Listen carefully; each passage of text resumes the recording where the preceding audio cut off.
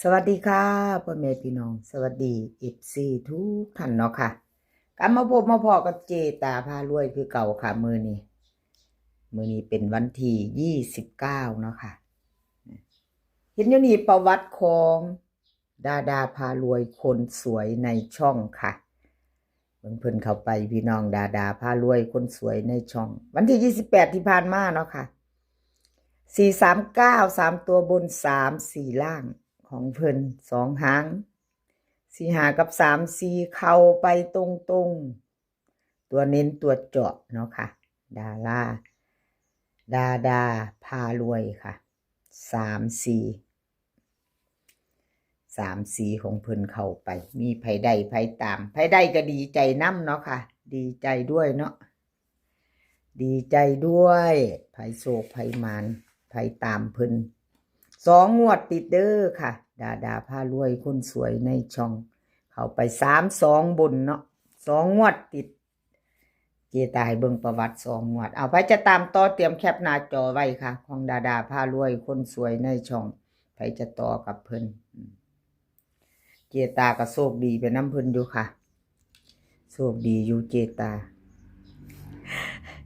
ดาพารวยเอาไปต่อ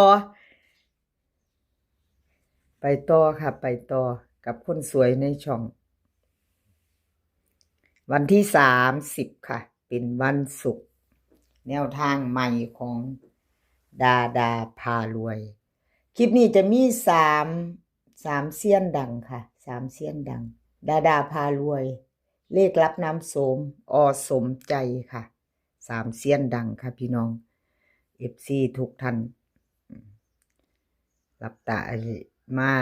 รับชมรับฟังกันแล้วก็แล้วแต่ชอบของไผเนาะเอาที่เราชอบเนาะค่ะเอาที่เราชอบของแต่ละเซียนเอาแนวทางใหม่ของดาพารวยค่ะแนวทางใหม่ของเพิ่นเป็นวันศุกร์วิ่งรูดค่ะเพิ่นให้มา7กับ8เหมือนเดิมค่ะ2หาง7 8 8 7 8 9 9 8 2หางกลับมาให้พร้อมเรียบร้อยน้อยๆเน้นๆแข็งๆแต่เพิ่นมีเบิ่นค่ะงวดนี่8มาแรงค่ะ88เบิ่นของดาพารวย3ตัวค่ะ6 7 8 4ตัวของดา8 9 7 8หัว8ท้ายเด้อค่ะพี่น้องอะไรก็เกิดขึ้นได้จับตามองของดาพารวยคนสวยในช่องเนาะค่ะเด่นเท่ากันเด้อค่ะเด่นเท่ากัน7กับ8เน้น7 8กับ8 9มีเบิ่นพร้อมสิบ่แม่นคือเจตาว่าหั่นบ่วันศุกร์เบิ่นมักจะมาเนาะพี่น้องเอาไปเนาะน้ำเพิ่น เนาะอันทานบ่เจ้าเว้ามันก็บ่มาเจตาวะเจตามักเว้าเด้ว่าวันศุกร์เบิ่นมักมานะเจตามักเว้าว่าวันศุกร์เบิ่นมักมาตามสังเกตมาเนาะเน้น3ตัวค่ะ6 7 8แล้วก็เน้น4ตัวอะไรก็เกิดขึ้นได้8 9 7 8ค่ะพี่น้องแคปหน้าจอค่ะใครจะไปลุ้นต่อกับดาพารวยคนสวยในช่องเนาะค่ะกราบขอบบุญขอบคุณดาพารวยหลายๆเด้อค่ะที่ให้แนวทางมาว่างทางช่องเนาะค่ะหวยออกปุ๊บเพิ่นก็ส่งมาให้ปั๊บเนาะค่ะกราบขอบพระคุณเป็นอย่างสูงค่ะรวยเนาะดาพารวยเนาะค่ะแคปหน้าจอค่ะใครจะไปต่อกับเพิ่นแคปหน้าจอไว้ใครจะไปกับคนสวยในช่องดาพารวยแคปหน้าจอแล้วมาไปต่อเนาะค่ะรุ่นวันศุกร์วันที่32 ทุ่มครึ่งเนาะค่ะเอาไปต่อเลขรับน้ำโสมรับนำโสมวันที่28ที่ผ่านมาค่ะลาวพัฒนาออก439 3ตัวบนล่าง3 4วิ่งรูดค่ะ2ตัวเบิ้ลแล้วก็3ตัว ไม่มาไม่เดินเนาะของรับน้ำโสมกับขอโทษขออภัยแท่นรับน้ำโสมค่ะ2 งวดเจตาให้เบิงนั่นที่26เพิ่นเขาวิ่งรูดตัวหนึ่งค่ะมาไปต่อไปใหม่เนาะกับขอโทษขออภัย FC ที่เขามาติดตามรับชมรับฟังเนาะค่ะแนวทางของเลขลับน้ำโสม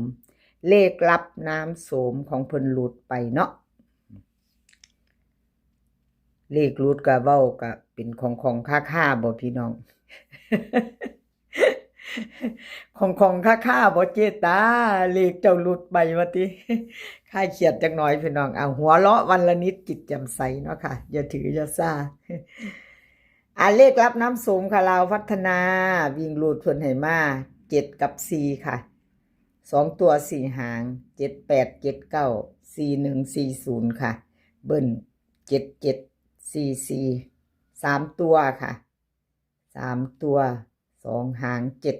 740 787วิ่งรูดเพิ่นเด่นทอกันค่ะ7กับ4 2ตัวเพิ่นเน้น2หางค่ะ78กับ40 3ตัว2หางเน้นหางเดียวค่ะ740เลขลับน้ำโสมใครจะไปต่อกับเพิ่นแคปหน้าจอเนาะค่ะไปรุ่นใหม่กันวันศุกร์เนาะกับขอบคุณเลขลับน้ำโสมหลายๆเด้อค่ะที่ให้แนวทางมาว่างทางช่องของเจตาเนาะค่ะช่องน้อยๆเนาะเพิ่นให้มาว่างด้วยดีเสมอมาค่ะบ่ว่าจะเข้าจะหลุดเนาะแล้วก็ FC ทุกท่านคือกันเนาะค่ะที่เขามาเป็นกำลังแรงใจไปต่อค่ะสมใจค่ะสมใจวันที่28ที่ผ่านมาเนาะค่ะลาวพัฒนาออก439ค่ะ3ตัวบน34ล่างของเพิ่นวิ่งรูด2ตัวค่ะเบิ้ลแล้วก็3ตัวเนาะค่ะสมใจเข้าไปวิ่งรูดตัวหนึ่งค่ะ26ที่ผ่านมาเจตาให้เบิ่ง2 งวดค่ะหลุดไป2ตัวหลุด2 งวดติดเนาะพี่น้องหลุดแล้วหลุดเลยชัดเจนเนาะค่ะ2 งวดก็หลุดบ่เป็นหยังค่ะมาไปใหม่วันที่30เลขทุกตัวเอามาวางเพื่อเป็นแนวทางโปรดใช้วิจารณญาณในการรับชมเป็นอย่างสูงค่ะลาวพัฒนาสมใจมาวิ่งรูดใหม่ค่ะพี่น้องไปต่อใหม่เนาะวิ่งรูดค่ะเพิ่นให้มา8กับ7ค่ะ2ตัว4หาง8180 7879ค่ะเบิ้ล8877 3ตัวค่ะ3หาง879 780 878ค่ะวิ่งรูดเพิ่นเด่นทอกันค่ะ8กับ7 2ตัวเน้น2หาง80กับ79ค่ะ3ตัวเน้น2หาง780 878ค่ะแคปหน้าจอใครจะไปต่อกับสมใจเนาะค่ะกับขอบคุณสมใจหลายๆค่ะที่ให้แนวทางมาว่างทางช่องเนาะกับขอบพระคุณเป็นอย่างสูงแนวทางหลุดไปกับเป็นกำลังใจให้กันคือเก่าล่ะค่ะพี่น้องเป็นกำลังใจให้กันและกันเหมือนเดิมเป็นกำลังแรงใจให้กันบ่ว่าจะหลุดจะเข้าเนาะเป็นเพียงแนวทางกับขอบคุณหลายๆสำหรับแนวทางเนาะค่ะคลิปนี้ก็ขอให้พี่น้องโชคดีเนาะค่ะให้โชคดีพิจารณาไปน้ำกันFC ใหม่ค่ะ FC ใหม่ถ้าเพิ่งผ่านเขามาเห็นเนาะคนใหม่ๆเพิ่นเข้ามา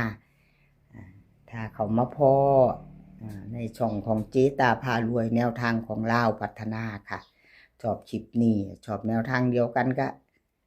กดติดตามไว้ค่ะกดติดตามแล้วก็อย่าลืมกดกระดิ่งแจ้งเตือนไว้นำจะได้บ่พลาดคลิปใหม่ๆของเจตาพารวยเนาะค่ะกดกระดิ่งแจ้งเตือนไว้ลงปุ๊บจะได้เห็นปั๊บเนาะค่ะบ่ได้หายากดิ่งขึ้นปั๊บเนาะถ้าชอบเนาะค่ะบ่ชอบก็ผ่านไปค่ะพี่น้องไม่ชอบก็ผ่านเนาะคลิปนี้ขอให้พี่น้องโชคดีกันทุกคนค่ะกับลาวพัฒนาวันที่30เป็นวันศุกร์ให้โชคดีกันทุกคนขอให้มีความสุขค่ะมื้อนี้ขอให้มีความสุขแล้วก็ขอให้สุขภาพร่างกายแข็งแรงสุขภาพย่อมมาก่อนเสมอเนาะค่ะ สุขภาพแข็งแรงกันทุกคน เดินทางไปไสก็ขอให้ปลอดภัยค่ะ เดินทางไปขอให้มีโชคกลับมาก็ขอให้มีชัย คลิปหน้าพ่อกันไหมค่ะ คลิปนี้ก็สวัสดีค่ะ